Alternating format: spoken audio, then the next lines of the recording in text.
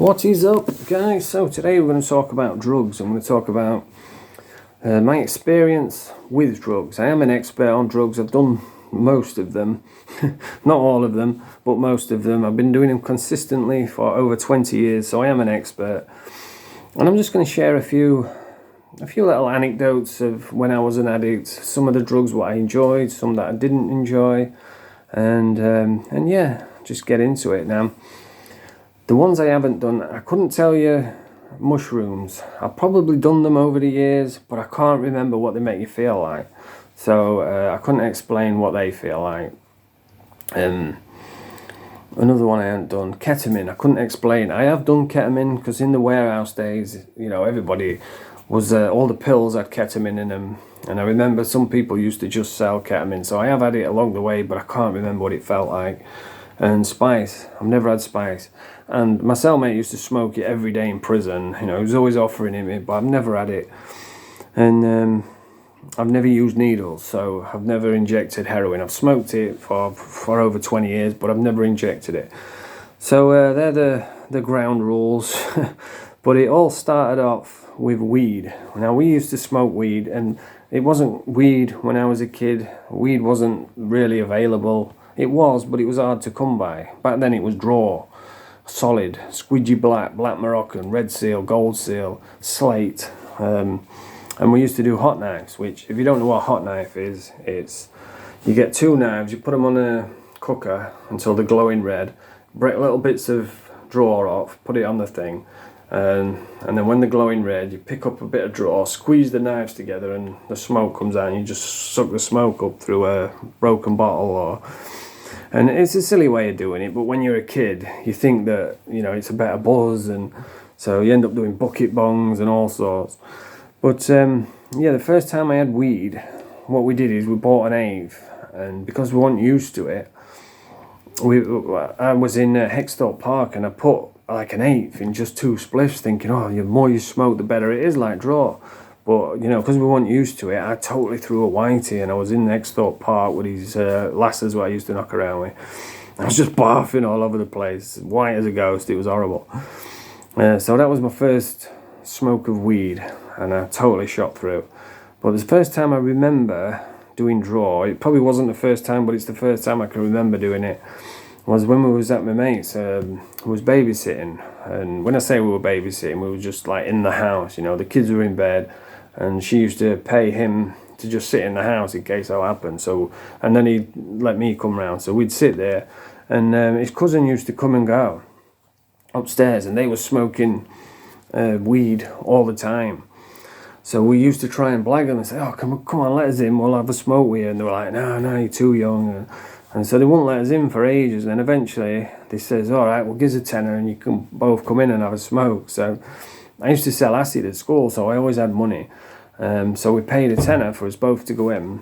And they were smoking it on this long pipe. It was like a long tube with a metal base on the end.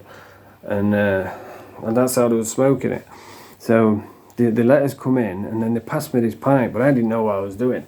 So I've got this pipe, I've put it in my lips, and I've let go of it to light it, and because the end was heavy, it bounced, and all the drawers gone all over the floor, and luckily they wasn't watching me while I was doing it.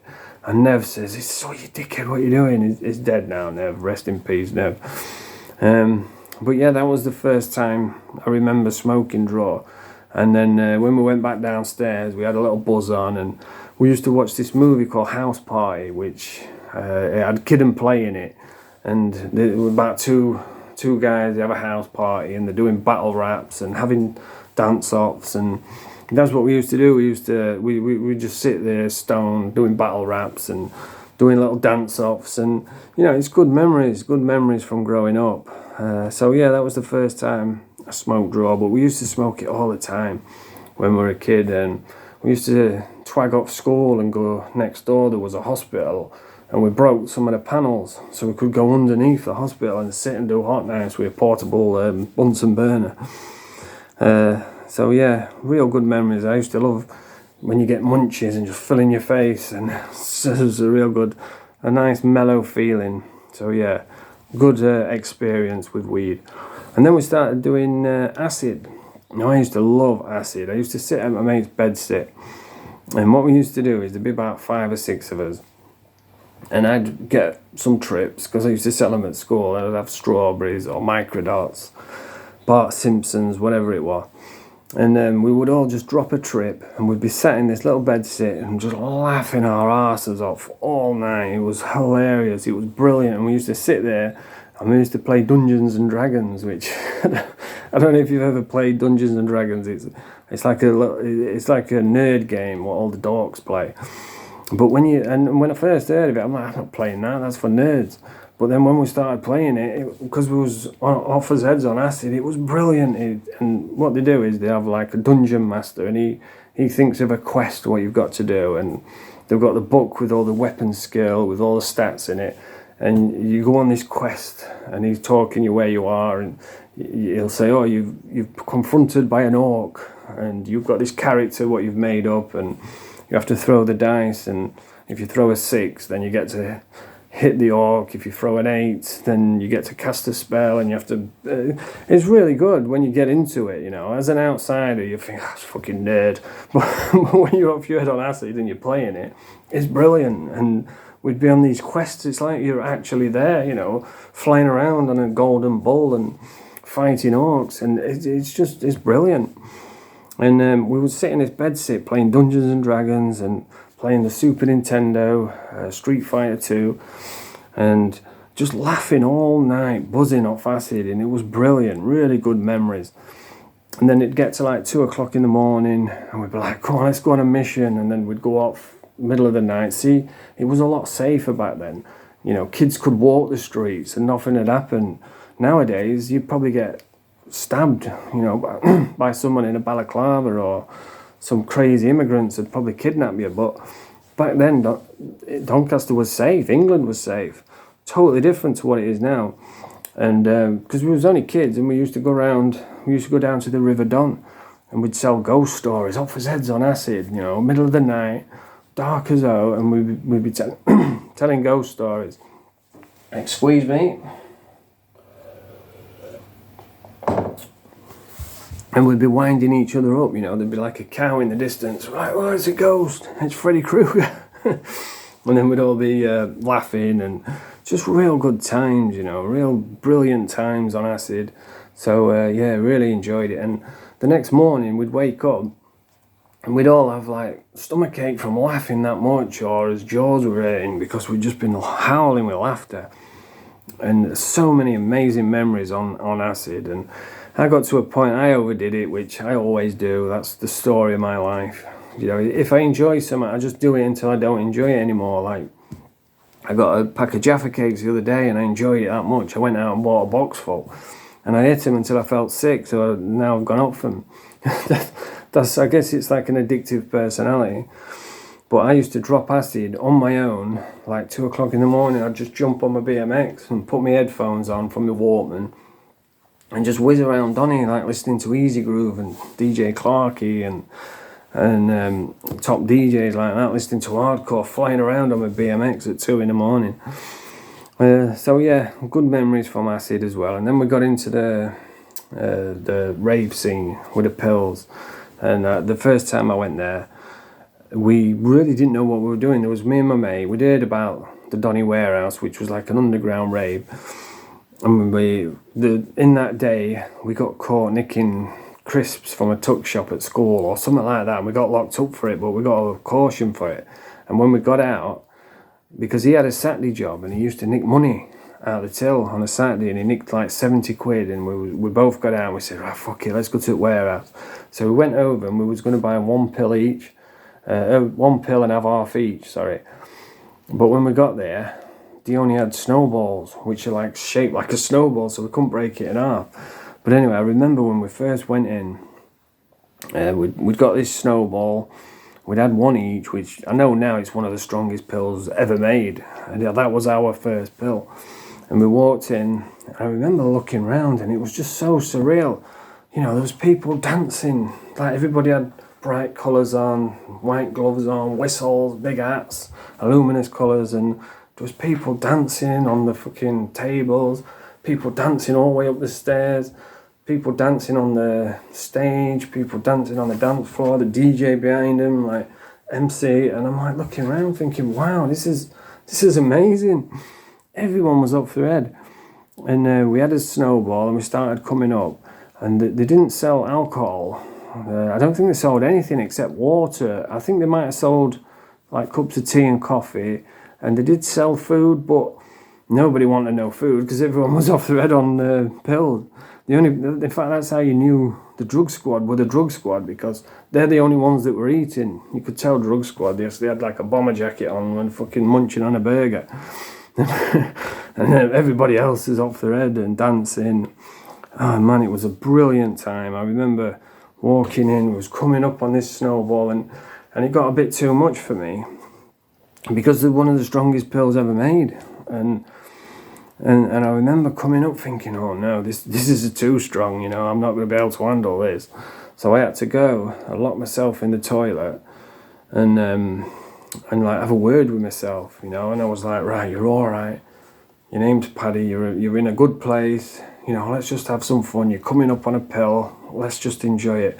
And it really helped me. And I came out of the toilet, and it was like, as I was walking out of the toilet, it was like I was a puppet on a string. I was walking like I was walking on air, and this pill's coming up, and I looked up, and MC Nats is on the stage, and he said, yes crew, round about now, DJ Hamzone.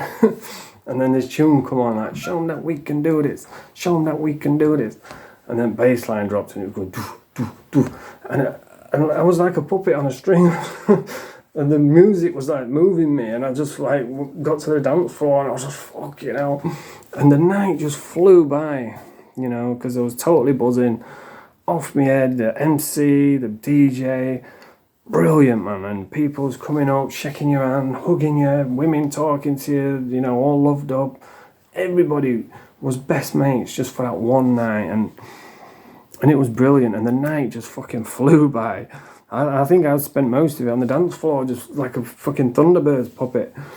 And then when it was time to go, it was like 5, 6 o'clock in the morning, and one of the MCs said, that's the last one from us. And then I realised, fucking hell, where's my mate gone? So I went up to get my coat from the, where you put your coat, I forget what you call it. And there was a woman there that used to pay like £2 to leave your coat there for a night. And she'd take your coat and then give you it back. And I went to get my coat, and he's laid in there in the fucking in the cupboard with the coats. And I said, "What's he doing?" She says, "He's been in here all night just chatting shit." I was like fucking buzzing. But that was my first night on ecstasy, and it was absolutely amazing. And for about a year straight, you know, I was just into the big rave scene and just going Destruction, Uprising, Donny Warehouse every week. And it was just brilliant. And like I said, my mate used to work on a Saturday job, and he used to nick like 70 quid out of the till every week. So we had money to go every week, because pills back then were like 15 quid each. But you only needed one. It wasn't like now you hear people. I heard that fucking, was it Brian Harvey? The most miserable man on YouTube. Talking about how he had like 20 pills in one night. I'm like, there's no way you could have 20 pills in one night. You've probably had 20 caffeine tablets, but you know, like back then there was proper pills. So if he's had 20, he hadn't had a proper pill. You only needed one. It lasted you like most of the night. You could maybe have 2. But yeah, there was snowballs, loads of different pills. I can't even remember them off the top of my head, but it was like White Doves, and then the Mitsubishis came in, and dollars, and just loads of different makes. But yeah, the ecstasy was brilliant, absolutely brilliant. And then I remember after a rave, one of my mates who I grew up with called Kigo from Staining, and I saw him the other day. I've not seen him for like, I saw him in Walton when we were locked up, but he was on basic, and he was like right basic in Walton. He's underneath the yard, so you walk around the yard, you look down, and that's where they are on basic. So I saw him in Walton, and he was shouting up to me and talking to me, but I've not like been face to face with him. And I saw him on the news the other day, well, maybe a month ago or something, and it said drug dealers get combined 50 years, and Kigo was on it. I was like, fucking hell. And I didn't even recognise him at first, because that's one thing that I'm lucky, I suppose. You know, to look at me, I probably don't look like I've been through years of homelessness and heroin addiction and prison, you know, all that. But the other people that've been through the same, they've not been as, you know, you can tell they just look haggard and old, and they've got the chin in air because all the teeth have gone, and I barely recognised him, but it was him. He looked really old. But yeah, after a rave, we sat with him, and he pulled some heroin out. And I don't think I had any heroin on this occasion, but that was the first time I saw it. And we didn't know back then. We knew it was bad, but they said ecstasy was bad. And I had some of the best times of my life on that. So we thought the same thing with heroin. We thought we'd try it, you know, we'd have a laugh. But it didn't work like that. Heroin's horrible. I can't understand how I ever got addicted to it. It's the first time I had it was horrible. It just made me gouge. It's good for depression because you can smoke it and then you just drop off. And then when you wake up, smoke it again and then drop off again. So you don't have to worry about your life and your problems. But you become an addict and then you need money all the time, and it's a fucking nightmare. But yeah, I never enjoyed heroin. I never enjoyed crack. I can't remember one good night I had on crack. It was just paranoia, and it's horrible. But somehow I got addicted to heroin, and I'm still battling against it now. But anyway, that's over 15 minutes. I'm not going to keep waffling, and I'll continue tomorrow and talk about heroin and some more drugs that I've had over the years. But anyway, if you like this video, press the thumbs up and subscribe to the channel. Mange 2.